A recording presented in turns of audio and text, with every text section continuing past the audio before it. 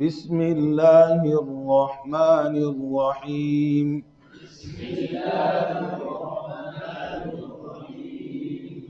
معلمین course 2026 نورانی قاعدہ خاتمہ اجرائے قواعد. اللہ ہم سب کا خاتمہ ایمان پر فرمائے. اللہ اللہ. جی اعمال کا دار و مدار کیا ہے؟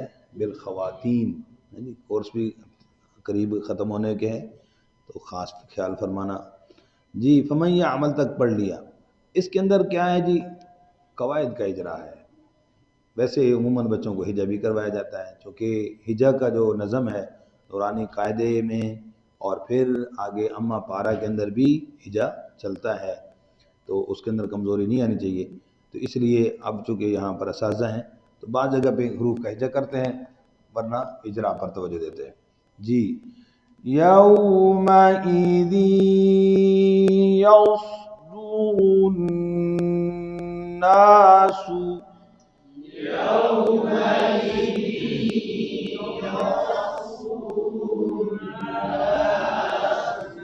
انہیں نہیں کیے پورے. کیا کرے صوفیہ سب سے پہلے ختم کر کے بیٹھے ہیں. اللہ ہدایت دے بھی. دونوں کو نہیں کیے. وقف. یومئذ یصدر الناس.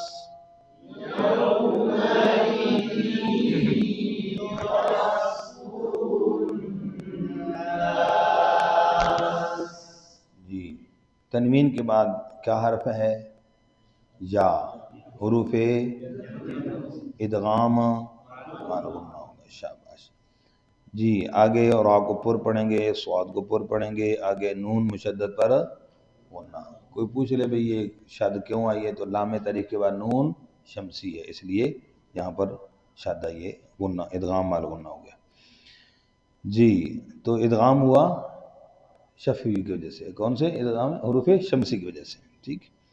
جی اگلے حرف کا ہجا کرنے لگے ہیں. اس پر توجہ کیونکہ نون سے پہلے جو ہے وہ زیر ہے، نون پر جزم ہے. ہجا میں اس کا نام لیا جائے یا نہ لیا جائے جب پڑھتے ہیں تو وہ سائلنٹ ہے، نون کی آواز.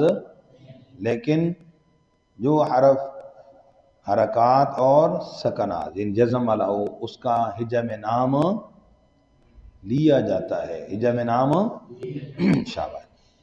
میم زیر نون را میر.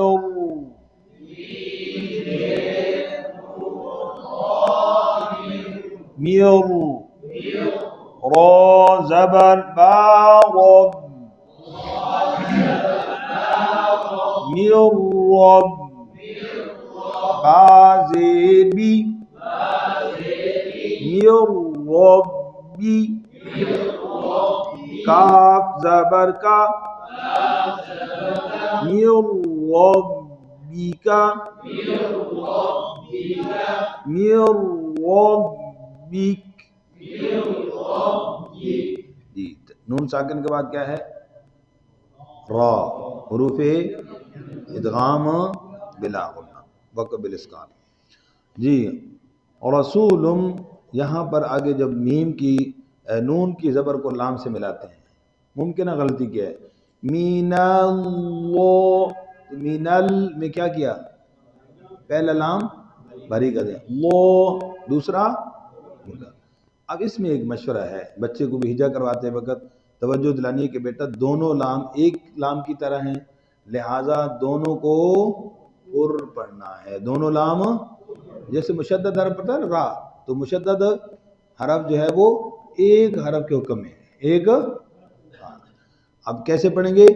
تو رسول اگر ہجا بھی کریں گے تو نون زبر لام نو. نون زبر لام نو. نو. لام کھڑی زبر. ویسے مفردات کی طرح تو آواز کیا آئے گی؟ لا. لام کھڑی زبر. لیکن یہاں اگر ہجا کے مطابق لفظ اللہ کے لام کا دیکھیں تو کیا پڑھیں گے؟ لام کھڑی زبر اللہ. اب ایک ساؤنڈ آئے گی کیسے؟ میناؤ میناؤ اللہ. تو توجہ رہے گی اس پر. شاباش. رسول من اللہ.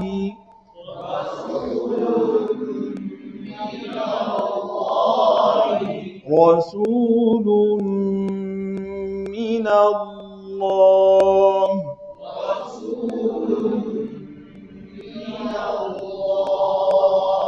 تنوین کے بعد میم حروف یرملون میں سے ادغام مالغنا، من اللہ، من حرف جر کا نون ہے جی، اور دوسرا لام، ٹھیک ہے. تو دو ساکن دو کلموں میں پہلا ساکن من حرف جر کا نون ہو تو اس کو زبر دیتے ہیں، وہ لکھی ہوئی ہے زبر، من اللہ، من الناس، ٹھیک. صحفا مطہرۃ،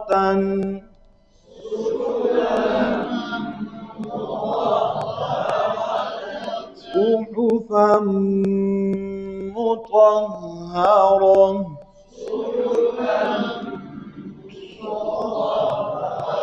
تنوین کے بعد میم حروف یرملون میں سے ادغام مال غنہ وقف بالابدال. صفا لا يتكلمون،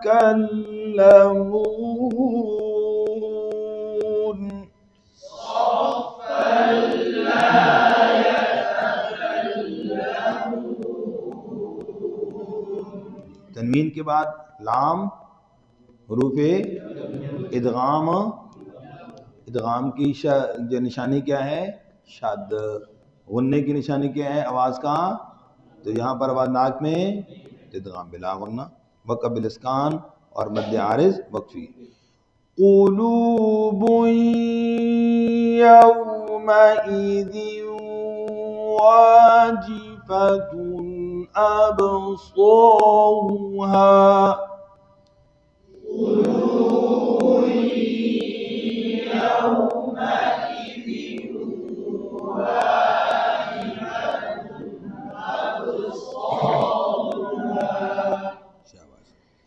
جی. تنوین کے بعد کیا ہے؟ یا حروف، جی آگے تنوین کے بعد کیا ہے؟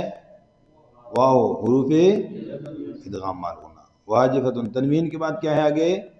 حمزہ حروف اظہار، با پر قلقلہ وقف بالسکون. سراجا وہاجا،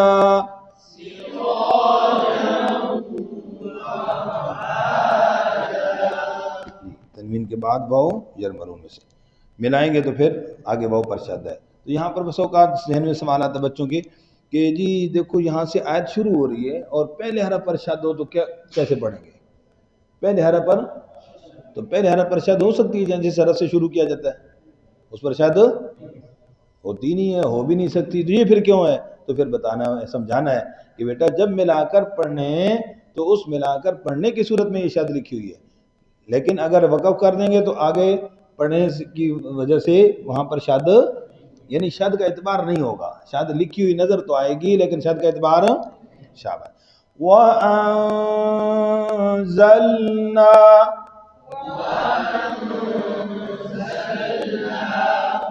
نون ساکن کے بعد زا حروف ہلکی یرملون با کے علاوہ اخفا مرغنا. اکلا لما،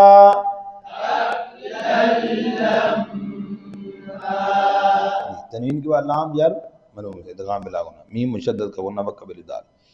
وَتُحِبُّونَ الْمَالَ حُبًّا جَمًّا،